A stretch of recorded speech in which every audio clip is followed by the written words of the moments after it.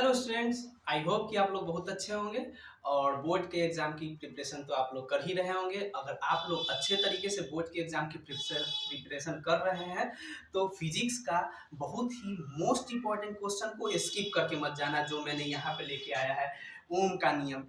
आप लोग भी बहुत बार सुने होंगे। इस क्वेश्चन को स्किप करने की गलती मत करना। कारण मैं आपके सामने रख रहा हूँ, गेस खुद से करो। क्या गेस है?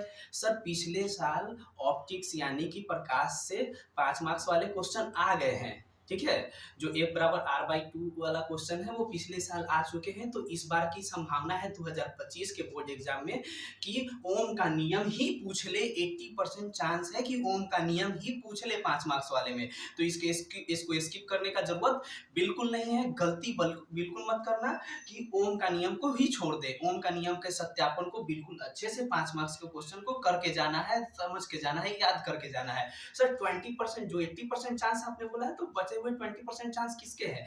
तो एक और क्वेश्चन आप लोग कर लीजिएगा, या तो मैं लेके आ जाऊं दूसरी वीडियो में, या तो आप लोग करके जाना फिजिक्स के लिए। वो है कि दूर दृष्टि दोष और निकट दृष्टि दोष का जो 5 मार्क्स वाला क्वेश्चन होता है उसको करके जाना, ठीक है? जो आप लोगों ने पढ़ा होगा। तो उम्मीद है कि ओम के नियम को आने का चांस ज्यादा है। तो ओम का नियम का सत्यापन और ओम का नियम क्या है 5 मार्क्स में बहुत ही अच्छे से मैंने लिख रखा है। सर, इतना ज्यादा है, कैसे याद करें? तो सर, उम्मीद भी तो ज्यादा है और आने के चांसेस भी तो ज्यादा है कि यही क्वेश्चन आएंगे। सर, यही क्वेश्चन आएंगे, क्यों ना याद कर लिया जाए। 5 मार्क्स वाले क्वेश्चन है, इसी में 2 मार्क्स वाले क्वेश्चन। अगर ओम का नियम ही सिर्फ याद कर लिए तो क्या पता 2 मार्क्स में पूछ ले तो 2 मार्क्स भी क्लियर, और 5 मार्क्स में पूछ ले तो बल्ले बल्ले। तो चलिए शुरू करते हैं। ओम के नियम को समझने का और याद करने का कोशिश करते हैं, और मैं समझा दूं तो समझ में ना आए, ऐसा हो नहीं सकता है। तो शुरू करते हैं। ओम का नियम। ओम का नियम क्या है? अचर ताप पर किसी चालक में बहने वाली विद्युत धारा चालक में उत्पन्न विभवांतर के समानुपाती होता है। यही ओम का नियम कहलाता है। अगर चालक में बहने वाली विद्युत धारा आई है और चालक में उत्पन्न विभवांतर भी है, तो भी समानुपाती आई होगा। मतलब विभवांतर समानुपाती होगा विद्युत धारा के। जहां ताप अचर होना चाहिए। क्या सर? ताप अचर होना चाहिए, ये लिखना मत भूलना। और या अगर ये समानुपाती को हम हटाते हैं और बराबर का चिन्ह आता है, तो वो अचर जो चीज है कांस्टेंट, वो रेजिस्टेंस है, यानी आर है, यानी भी समानुपाती आई या भी इक्वल आर आई, जहां आर एक अचर है जिसे प्रतिरोध कहा जाता है। उम्मीद करता हूं ये तो समझ में आ गया होगा। क्या सर? अगर हम लोग इस परिपथ में विद्युत धारा में इस परिपथ में हम लोग वोल्टेज को बढ़ाते हैं, विभवांतर को बारी बारी से बढ़ाते हैं, तो बारी बारी से देखते हैं कि उसमें उत्पन्न जो विद्युत धारा है, उसमें बहने वाली विद्युत धारा है, उत्पन्न विभवांतर के बढ़ने से उसमें धारा भी बढ़ जाता है। यानी क्या सर? जितना ज्यादा वोल्टेज देंगे उतना ही ज्यादा करंट पास होगा जी। जितना ज्यादा विभवांतर बढ़ाइएगा उतना ही इसमें क्या प्रवाहित होगा? इसमें विद्युत धारा उतना ही बहेगा।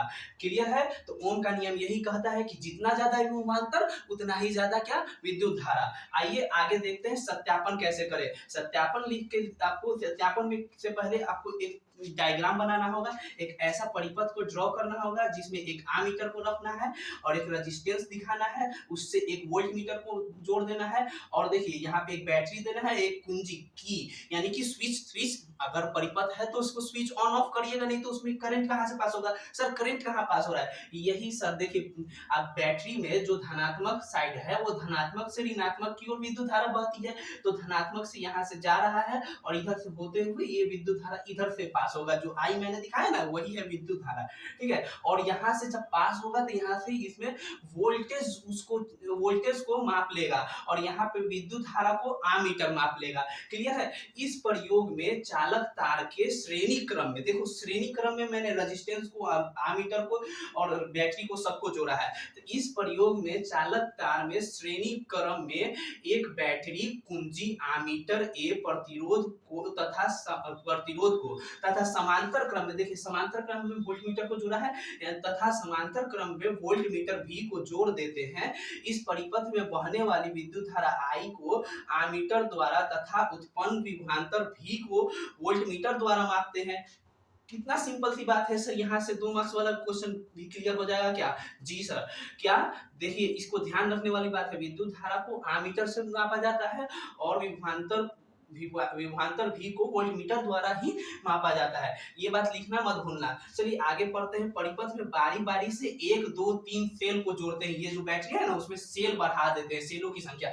2-3 सेल मिलके यहाँ पे बैटरी बना हुआ ना, तो पहले 1 सेल लगाते हैं, फिर 2 सेल, फिर 3 सेल, मतलब परिपथ में बारी-बारी से 1, 2, 3 सेल जोड़कर तार के सिरों के बीच विभवांतर को बढ़ाते हुए उसकी माप की जाती है। मतलब सेलों की संख्या जैसे-जैसे बैटरी सेल जो है बढ़ा देंगे, उसमें भी उत्पन्न विभवांतर बढ़ जाएगा।